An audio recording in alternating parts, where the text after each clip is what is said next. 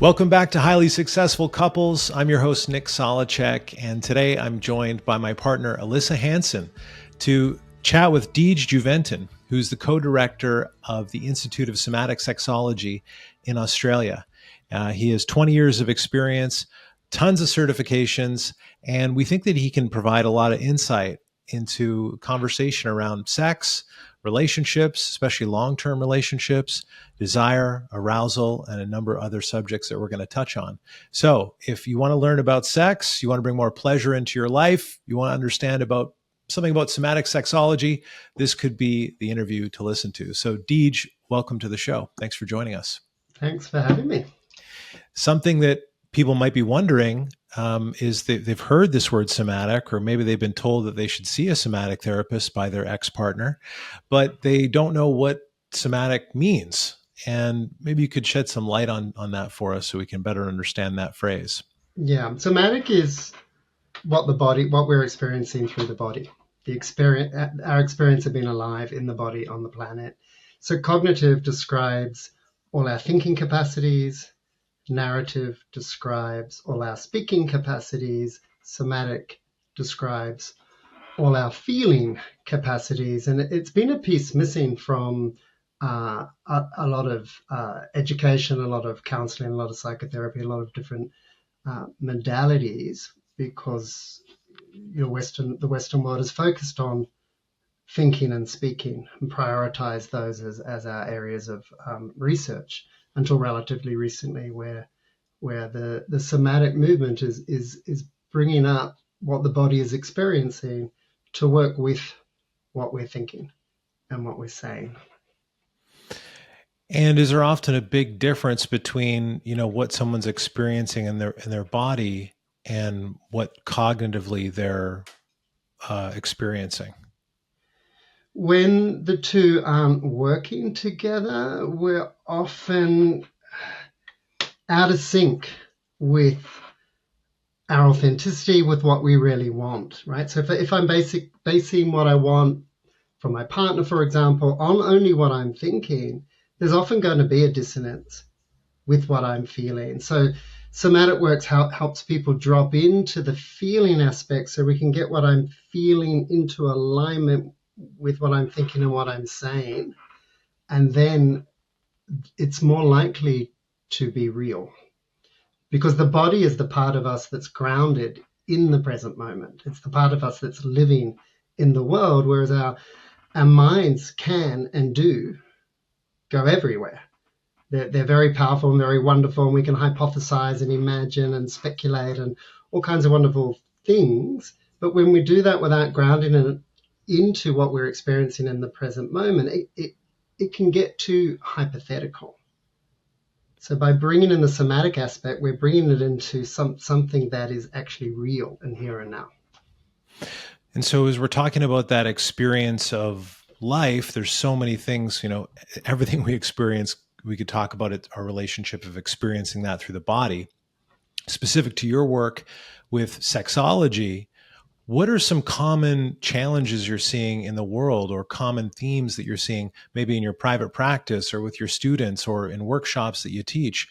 Are there common challenges that people are coming in with that relate to this maybe this split between being so heady and actually being able to sense what we're feeling, or actually being able to ground in the present moment? Where do I begin on that one?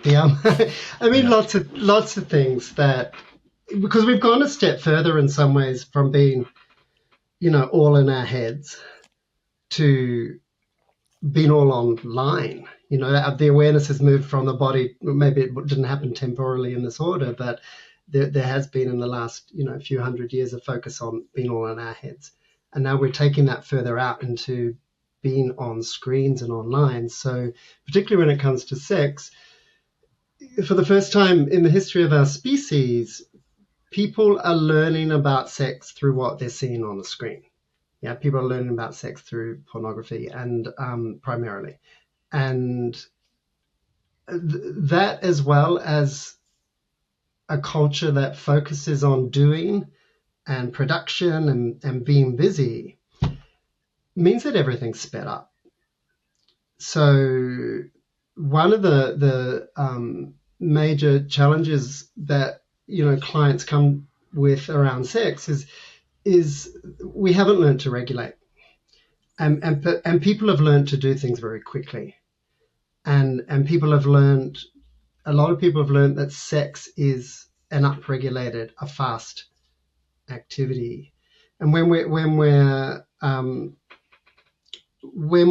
doing something quickly, it's using that sympathetic part of the nervous system. Let me know if you want me to explain any terms, but there's a part of the nervous system that deals with excitement, with busyness, with upregulation, and without learning to regulate, we're only using part of our feeling stuff.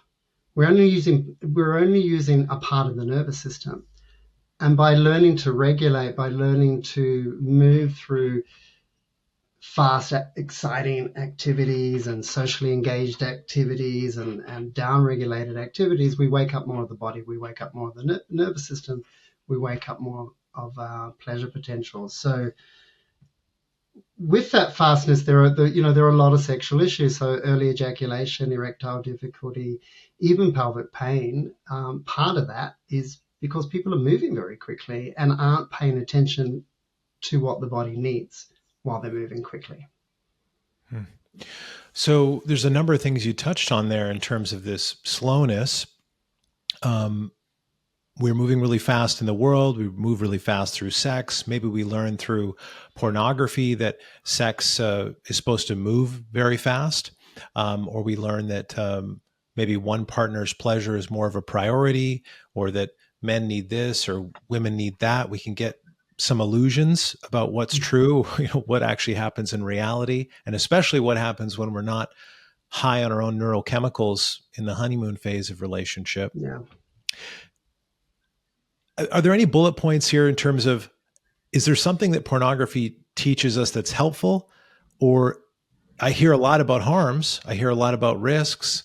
I hear people struggle maybe with addiction to pornography, or wondering if it's something that should have a place in their life at all from a neuroscientific perspective or ethics, or, a number of the issues that people can have.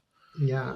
Look, I think on the positive side, for a lot of people, pornography helps us normalize pleasure and helps people to a degree, depending on what they're watching, move through shame. And so there's been a real shift in, the Institute of Somatic Sexology started in 2010, and I came from a psychotherapy world into the somatic sexology world. Back then, almost no one knew what the word somatic meant. And when I spoke with people from the psych world, they often giggled about what I was doing.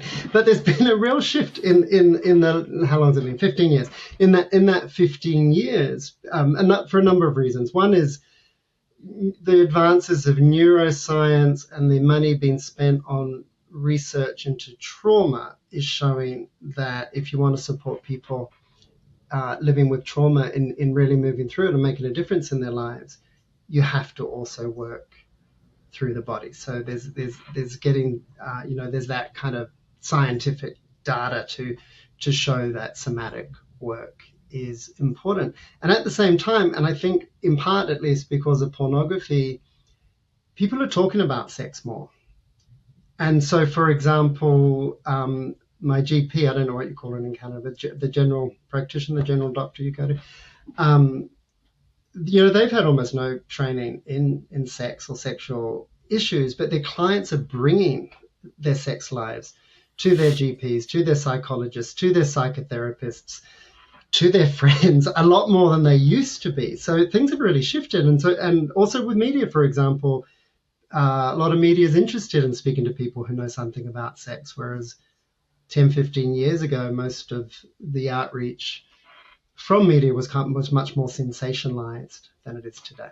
So things are, sex has been taken more seriously, and I never think it's the one thing that causes something, but I certainly think that people having more exposure to sex from pornography is a part of that shift. Alyssa, do you want to jump in with anything? Yeah.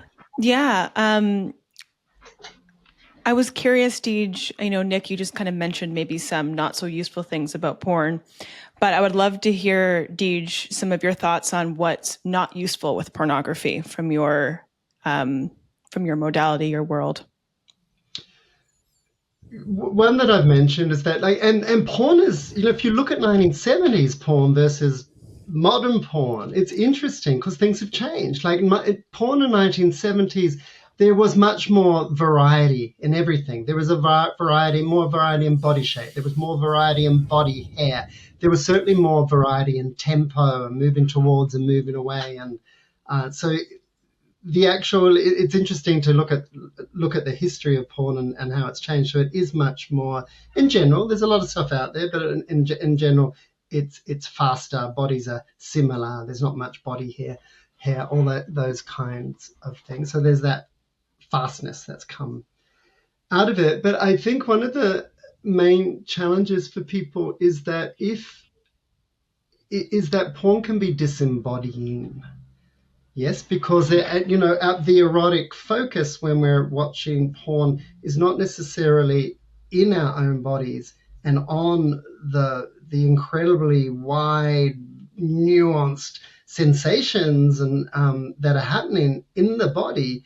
It's out there on the screen, and the body is what the body practices. We learn through what we practice, and when people are watching porn regularly, that's a practice. So you're teaching the body through the porn watching. And if you're doing it in a way where your focus is all in what you're watching, rather than coming back to what you're experiencing, what you're feeling in the body, it leads to a greater degree of disembodiment, which can make it harder to connect with one's own body and connect with other people's bodies, because in connecting with other people's bodies, it's not just what we're seeing or what we're saying, until the shift to the focus being online, both with eroticism and also communication. Back when I was first at uni, they said 75% of communication between humans is nonverbal. I wonder about that now, right? Because most of our communication is typed, so we're missing and we're not learning all of those somatic or nonverbal cues and pieces of communication that inform us about our connections to the world, our connections to other people, what we want, what other people want. So there's a big missing piece, but it's about, like with most things, it's learning to use things usefully. So if people are using porn more like a sex toy rather than the whole sexual event, something that they can tap into to get a bit of charge, get a bit of activation, get a bit of stimulation, and then moving away from the porn, getting their focus back in their pleasure, back in their bodies, back in their experience, that can be useful. But without guidance, people aren't usually doing that.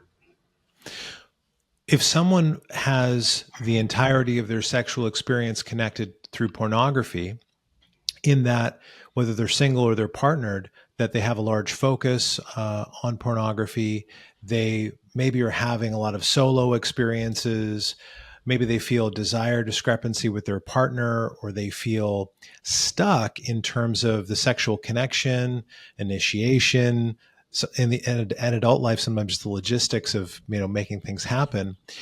Where could somebody start? Because I'm hearing you describing someone who might be in a situation where they have an opportunity to have an experience of more pleasure, more connection with their own body, more connection with a partner or their partner. Where might someone start if they feel that their sexual experience is just purely in their genitals? They don't feel anything or have sensation in other places of the body, or they don't have an orientation to that. Like, as you were speaking, that was one thing I'm thinking is like, oh yeah, like just thinking of sex is like, yeah, it's just genitals, and I don't feel it anywhere else in my body, and I don't have any other sensation or connection that I'm thinking about, focused on, or aware of. Yeah, well, that's where you start, by coming back to the body. Yeah. And coming back to embracing variety and curiosity are really the keys. As you said, sex can become an exclusively genital experience, excluding the rest of the body. So, and we learn that through practice. So by bringing in practices that include the whole body and don't exclude the genitals, for example, is one way to start to wake up the nerve fibers. We literally, the nerve fibers, when we're not using them, are just not very active. They're not very awake. But through practices of waking up the hands, waking up the body, feeling for arousal, not just in the genitals, but in other parts of the body starts to wake up. Nerves start to wake up, and we get more sensation. We can and we can access more pleasure, and we do it through practice. We learn everything in the body through practice. So what we've learned that doesn't serve us, we've learned through practice. We just didn't realize we were practicing. We were just doing things over and over. So by bringing in intentional practices, and this is where somatic sexology, it's very informed by kind of Eastern philosophies, which have focused on meditation and yoga and intentional practices for thousands of years. And the neuroscience advances in the last 3 decades have given the scientific support for the fact that intentional practices, neuroplasticity, is a thing. Like the body does grow and change according to what we do and where we place our awareness. So now that we've got the scientific evidence for that, Western folk can get more on board with it. And this is why there is a shift towards somatic work, and all kinds of people and schools and practitioners that are teaching people how to use our bodies intentionally in order to be able to access more of what we want.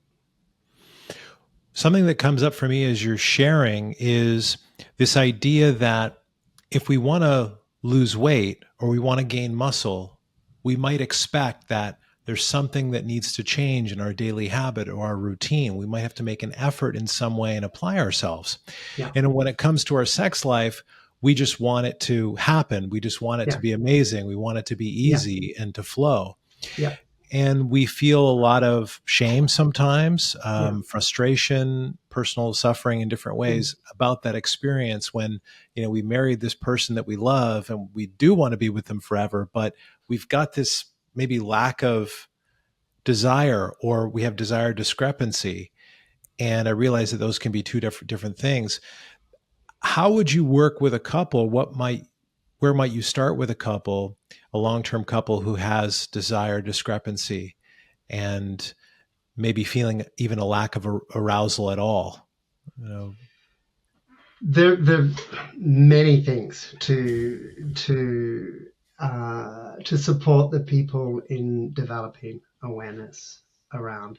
One is like you're speaking to. There are a number of sexual myths that really get in the way of pleasure and get in the way of long-term pleasure. So in long-term relationships, without bringing some focus to it, discrepancies in desire are almost inevitable. And they're inevitable for lots of reasons. One is communication. Most adults, when it comes to our bodies and sex, live in a cone of silence. There's all the stuff I want, but I don't find my words. I don't find my words to describe what I want. And part of that is the myth that sex is just supposed to just be magically great. It's just supposed to happen. And part of that myth is when we first meet each other and it's all new and that really attraction and all the biochemistry of the newness is there, often it is just magic. And it does just happen. But once that limerency biochemistry settles down and there are two unique people with really different ways of being in the world, different arousal patterns, different turn-ons, what in the early days was really exciting, oh wow, you're really different, that's really hot, becomes, oh, you're really different, that's a real pain in the ass. You're really different, but we're still not using our words about it. So it's supporting people in starting to communicate. we mentioned at the beginning how important it is to it's not just about what you say and what you think, that if you're going to get to authenticity around communication and consent, you've got to actually tap into what the body wants. And another huge sexual myth, I think, which relates, I mean, we could talk about this topic for days, but another huge sexual myth that is relevant here is the myth that somebody else is responsible for my pleasure. Yeah, I am responsible for my pleasure, you're responsible for your pleasure. And once we really integrate that, we can really support each other in accessing pleasure. But while I assume that someone else is responsible for my pleasure, and I'm not really finding my words, I'm frustrated because I'm not getting what I want. And I think, for most of us, if we think about it, working out what I want erotically and in terms of pleasure is complex and a lifetime endeavor. And it's not an easy task. Imagining someone else can work it out is an impossibility. Yeah, because they can't read our mind. Because they can't read our minds, and even our own minds don't necessarily know what we want if we're not tapping into the body and what actually turns it on and kind of clarifying it and moving through our shame and working out what the pathways to pleasure are and what they could be. I have, just echoing that from a personal standpoint, I find that my journey of like understanding my eroticism and like what my turn-ons are, what my erotic template is, I thought would be this like easy, like, oh, I'm just going to do a little inquiry and yeah, I'll get it. No, I feel like I have been in deep inquiry with it and I still feel sort of confused because I feel like it's just tied to a lot of parts of us, right? Potentially parts that go all the way back to childhood, potentially. And, I love being on this self-discovery. And I think it's something really interesting that we all can do. And like you said, Deej, and we have this information, we then are more empowered to share that information with our partner and there's more understanding around what's interesting, what's hot, what's exciting, what we like. And I guess I just have found that to be a really fulfilling journey to be on, even though I still feel kind of confused and don't really understand myself. But well, part of that is because our experience is emerging. It's not fixed. It's not where it was 10 years ago. It's not where it was 5 years ago. It's not even where it was if we're doing some work and we're exploring and we're learning. And it's not even where it was, a week ago or 2 weeks ago. Our experience is emerging. The possibilities are kind of endless. Yet we're so I think part of it is that it's easy to imagine, what am I as an erotic being as kind of a fixed idea, whereas it's an emerging process. And, and so back to what you were asking, Nick, before, one of the big things is that we've got person A and person B. They're not the same. They're different. And that's exciting because those differences, whether it's in sex or any other part of a relationship, differences are your learning opportunities.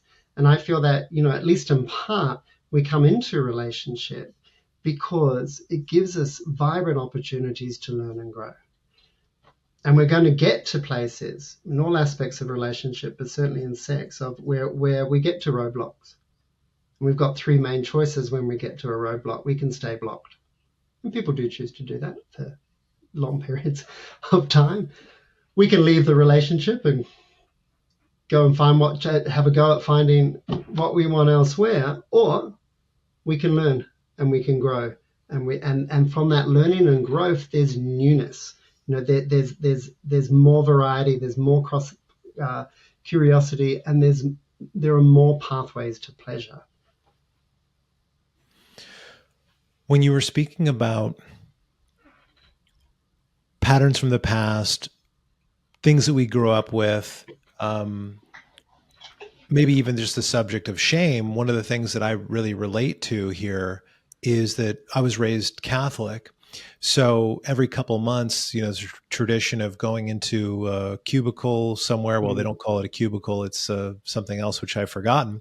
And I tell the old man how I thought about it naked person, or I touched myself, or I swore at my brother 3 times. And, I give my penance to get right with God. And we could have a whole show probably unpacking, that pattern. Yeah.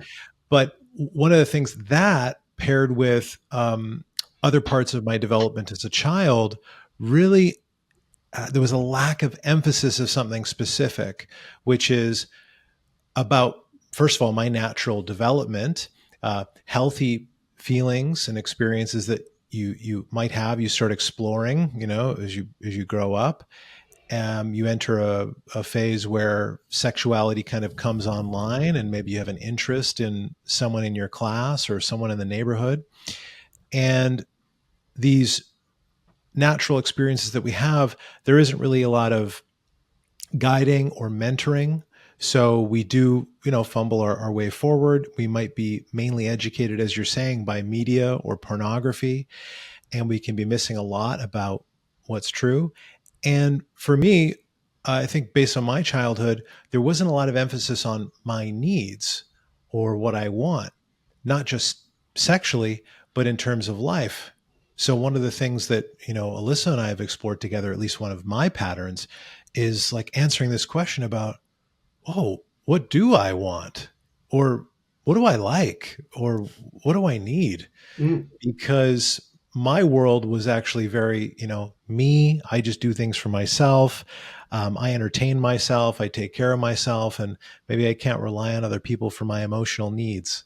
So, I can fall in love with her, get into a relationship with her, want to be close with her, want to make love to her, and then also feel stuck because I'm part of the system, Yeah. I can be a mystery to her sometimes when I'm maybe stuck, like you're saying, like, I don't know exactly what to say or what to ask for, and might feel frustrated. And I'm just sharing that personally because I think a lot of people would relate to what you were saying about that pattern. I thought you really described it quite well. And you're both mentioning, I don't really know what I need or want erotically necessarily. That's everybody at times. So, Yeah. And if you do really know, you're probably on your way to a good sexual rut that you need some support to You're on your way get to your out next of, rut. right? Because it's a process. Living is a process. Eroticism is an emerging process within this possibility, and the I. What do I need? That is a big piece, and that's part of what somatic work. By dropping into the body, people start to get a sense of what I, as a living being in an erotic body, might be potentially interested in, or what might give me pleasure. So there's the I in the system, but I need to equally focus on you. What do you want, and what do you need? And I need to equally focus on we. What do we want? What do we need? What does the relationship want and need? And we get very wonky about this.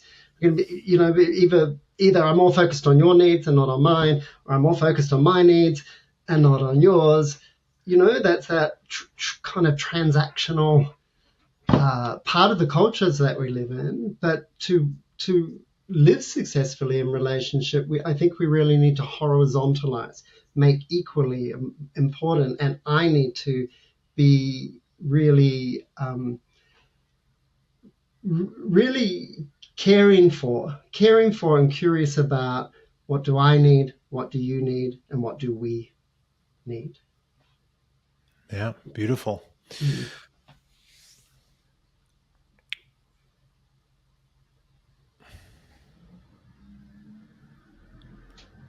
Deej, one thing I'm wondering is, you have all this training, all this experience, and you can speak so well to the questions that you're asked. I'm wondering if there's something from your world that is really percolating for you, something that is fresh or interesting or just top of mind as you're teaching, as you're working with clients and your students, if there's a particular subject matter that you have a lot of energy on right now. Things are changing all the time, right? Particularly with both with clients and with students. I'm in the process of showing up and getting curious about what's here, what are we experiencing. So things are changing all the time. I think my current passion is supporting people in showing up and giving a shit. And so by showing up, I mean just be present. Don't just be there thinking, or don't be not thinking. Don't be on your screens. Get into your body. Be in this experience of being alive and care about your experience of being alive and the environment and the planet around us and the humans that are there. And in relationship, when we really show up and give a shit, when we show up and care, I think that's really those are the essential ingredients. So with practitioners, it's not so much about do A or do B or do C or follow this process. It's show up, be present, attend, connect, care, be curious, be intentional. Like, what are we here for? What are we working on? And useful things will happen. I just see how that all translates just perfectly into what we were just talking about with long-term couples who are maybe looking to turn towards their sex life or feeling stuck. All those things you just shared, Deej, I feel like just apply perfectly because couples lose the presence, lose the curiosity, lose the intentionality with each other and with themselves. And it's just so well put because I see how that gets lost after that limerence phase and that can translate to being frustrated sexually. Yeah, exactly. And that intentionality, we advocate for couples to create a practice space in their relationship, and we use the analogy of a concert musician sometimes, the difference between the practice space and the concerto space. In this sexual myth that we just show up erotically and sex is all wonderful, we're just imagining we can have sexual concertos, sexual magic, without putting the practice in. And we need that intentional space where it's not about actually getting our game on and making magic and it being beautiful. It's the learning space. It's the space to get curious about what is, what isn't, what's working, what's not working, and what can we experiment with, what can we explore to further get what we want, whether that's pleasure or connection or intimacy or whatever it happens to be that we're wanting, that we're feeling is perhaps not present enough. And it's not just that it's not present enough. Without that intentional practice space, things inevitably are going to kind of. So you're suggesting, you're suggesting that couples actually create time to sexually practice and explore together. Yeah, and look, the beginning part is probably to create time to let's just talk about it. What's going on? Not talk about it as an opportunity to just blame you for my frustration about what I'm not getting. But actually, okay, what is going on? What am I experiencing? What are you experiencing with that attitude of curiosity? So we can discover and then we can experiment with what might be the practices and possibilities that move us towards what we want. We're not going to know what we want if we're not talking about what we want. So when you're sharing about this idea of a practice space for couples that don't do this, who don't have an intentional practice, one of the qualities, at least that I'm picking up on here, Deej, is literally getting together in a room, having a conversation where things are slowed down. You're maybe dropping in, as we might say, without distractions and without phones, to have a real authentic conversation about what's present, what do we want more of, or what am I yearning for? Or, I really want to clear this with you. I feel incomplete about this thing that happened, actually giving ourselves an opportunity to get to know each other on a deeper level. And I wonder if there's other pieces or qualities or characteristics that you feel might be important to that sort of intentional space setting. So it's the dropping in bit as well, learning to bring in the embodiment, it's because it's not just what we think and what we say based on what we think. We've got to bring in what we're feeling what we're experiencing. And when we're talking about eroticism, we also need to talk about arousal, and we can't just talk about arousal without feeling arousal, or it's just going to be hypothetical. It's not going to be based on where my arousal is. So it's going on those journeys of discovery. And because we live in a world that hasn't had this opportunity until recently, hasn't had opportunity for, really useful guidance and forums where we can communicate about sex and eroticism. There's so much more now than there used to be. So that's exciting. People don't have to assume that they're supposed to know how to have these conversations or supposed to know how to check in with their bodies and work out what arousal feels like, what regulation feels like, what pleasure feels like, what shame feels like. It's something that's valuable to connect with practitioners for and learn how to do this. And Deej, I'm curious if you could also maybe speak to some practices. I know it would look different for every couple, but maybe just to give listeners an idea of what a practice might be, like a physical practice. Give me a topic of what sort of practice are we? You were saying creating a practice space for couples. So let's say they're wanting to explore more, and maybe they don't even know what that means or looks like. Like, how could they start past the conversation? Or maybe the conversation would really,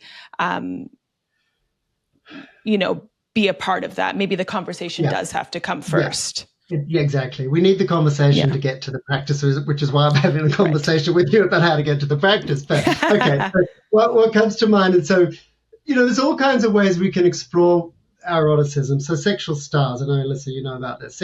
There's a guy called Don Moshe put out this idea of sexual styles that without practice, most humans tend to be more either in sex for sensation or sex for connection, or sex for expression, which is exploring different aspects of self. And so that's often a way that a mismatch in couples, because if I'm in sex for sensation, I kind of want to lie back and bliss out and feel the pleasure.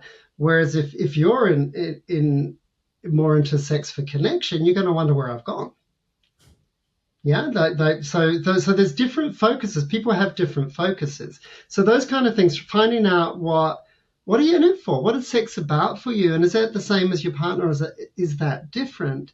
And then if it's different, then we can create a practice so you can both learn and grow more with that example. So the person who's more in sex for connection can do all kinds of practices about sensation. So practices, for example, of using touch to explore, not touch to do something specifically, but touch just to be present and feel. So learning to feel. Practices about learning to touch, learning to feel. The person who's into sex for sensation can learn practices about connection. So practices of breathing together, moving together, eye gazing, all kinds of, a lot of the tantric practices are about sex for connection. So does that kind of give a little bit of an idea? You kind of got to know what it is, specifically what's happening, where's the mismatch, and then what's that opportunity, and what can we practice in order to go more deeply into other ways of being. Yeah, that gives a lot of context. And Deej, just for fun, could you quickly speak to the third style, which is roll? Yes. So, look, I mean, roll's kind of my original sexual style.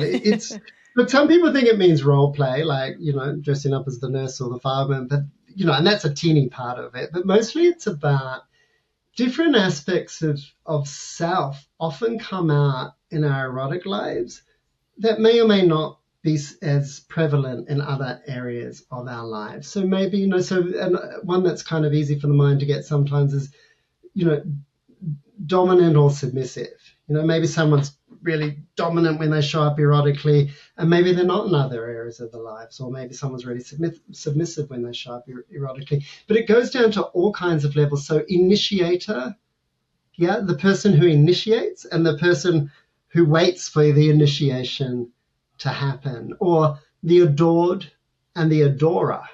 Those are quite common aspects of self that come out erotically. And just with those examples, initiator, waiting to be initiated, adored, adorer, when we're not aware of these things, they can be delicious sometimes, but they're also the type of things that create frustration in relationship without the awareness about it. So when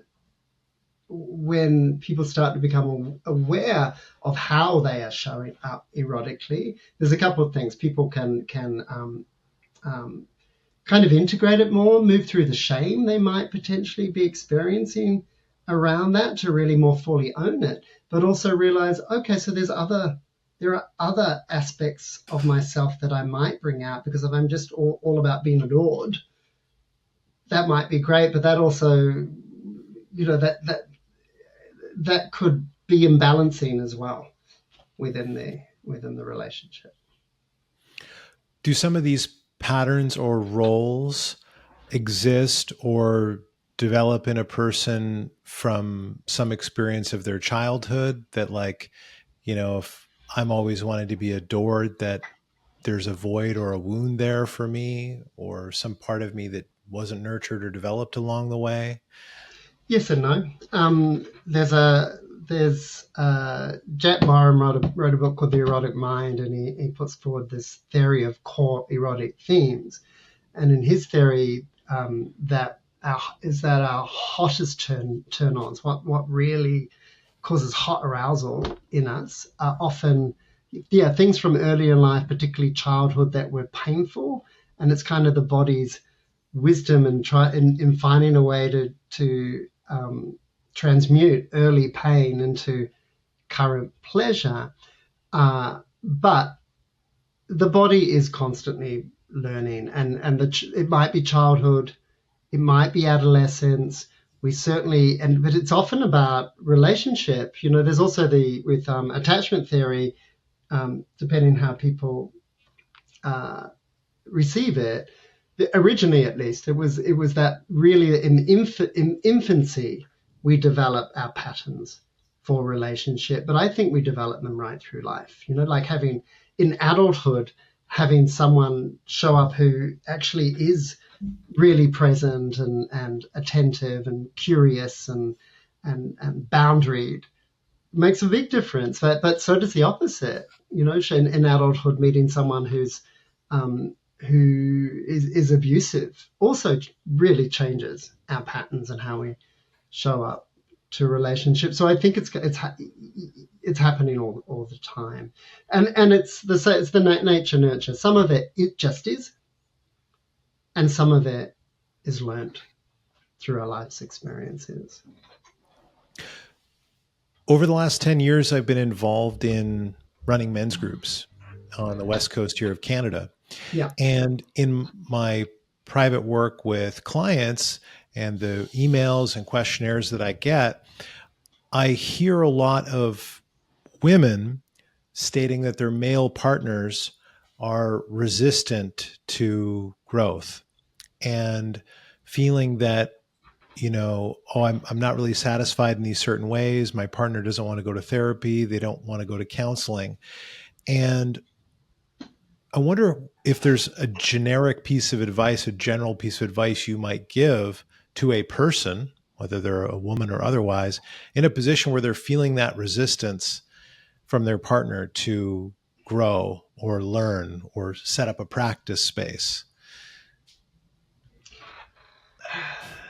Look, it's perhaps about getting curious about what that resistance feels like, allowing yourself to be feeling that resistance, and then feeling for or reflecting on, what do you want? What do you want for yourself? What do you want for this relationship? And do you want more connection? Do you want more intimacy? Do you want more pleasure? And that's why you go and see a practitioner, because because the possibilities of connection and intimacy and pleasure are kind of endless, but without doing any work on it or any education on it or any learning, it's very, very limited.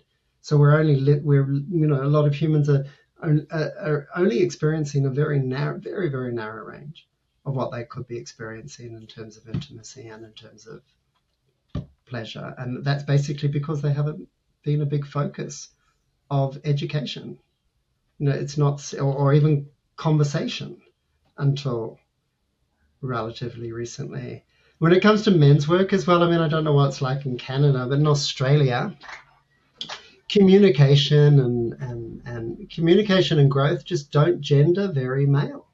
It's not very. Do you use the word bloke in Canada? It's not very blokey. It's like the less you communicate, the less you are interested in your emotions and the kind of more blokey you are. So there's all these social constructs. There's all this learning that's gone on in our cultures that makes it challenging to take steps and to try stuff that might actually be really exciting and really great and lead to lots more of what you want.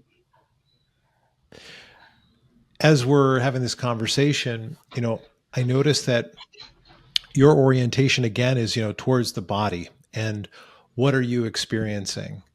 And that really seems to be part of the essence, or at least the starting point here of somatic work. Yeah. And I think that's just an important takeaway for everybody listening, that, this could be a place, whatever challenge you're dealing with, whatever specific situation you've got going on, that, okay, can you, feel into that?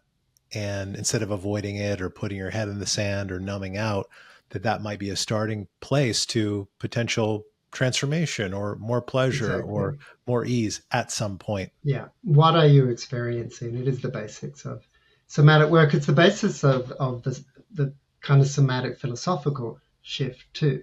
If we think about the kind of I think, therefore I am, really prioritizes our cognitive capacity. But one of the somatic philosophical modern people was Eugene Gendlin, and he published prolifically about experiencing. That the cognitive assumption is I think, therefore I am, whereas the somatic assumption is I'm experiencing myself living in the world, and then my thoughts and my speaking comes out of my experience of living in the world. But modern humans haven't practiced paying any much attention to their experience of living in the world. So that's a big part of what the somatic work is doing. What are you experiencing?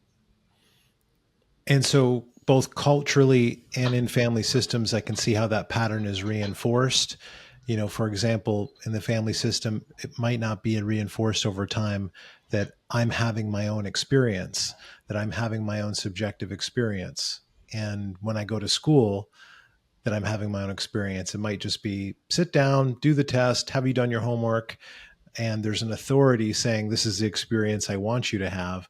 So it's like every step along the way, I can see how there's a little bit of a split, or just a lack of development of some of our own centers. And as I'm having this conversation with you, I find it funny that, we're narrowing in on sex as if it's like a little compartment or a drawer in the human experience, versus that, like, it just like we are sexual beings. I love that analogy, because sex has been put away in a little compartment, in a little drawer culturally, right? We haven't, it's like just recently we're getting the drawer out and having a bit of a look at it, and people are going, oh, maybe it's okay to have a look at the sexual part of ourselves and talk about it. And put it away when the friends come over. And put it away when the friends come over. But that's happening less. Friends are talking more about their sex lives than used to happen. And that's part of the shift, right? People are just talking about it more and starting to get interested in how do I get more information? How do I grow in this area? How do I learn in this area? Yeah. Deej, I'm wondering if there's a question that you wish more people would ask in some of these interviews, if there's an inquiry, a specific inquiry, and it might be, again, coming back to, well, what are you experiencing? But is there a question that you wish more people would ask about sex, about pleasure, about their experience of being a human?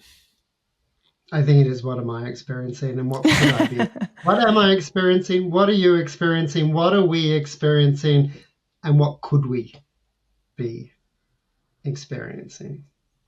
Because it's that moving forwardness, that emergingness, that moving into our potential.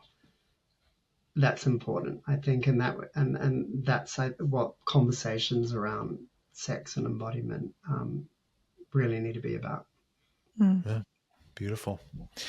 Alyssa, is there anything that you want to jump in on before we wrap up? Well, there's actually still lots of things I want to ask Deej, so maybe we need to have Deej on again. Yeah, we could ask him questions for about 10 hours, but yes. Yeah. Well, I guess the one thing I wanted to ask, I feel like Nick, maybe you already asked this, so I'll ask it, and Deej, if it's the same answer, then you can let me know. But I'm curious what your wish is for people erotically.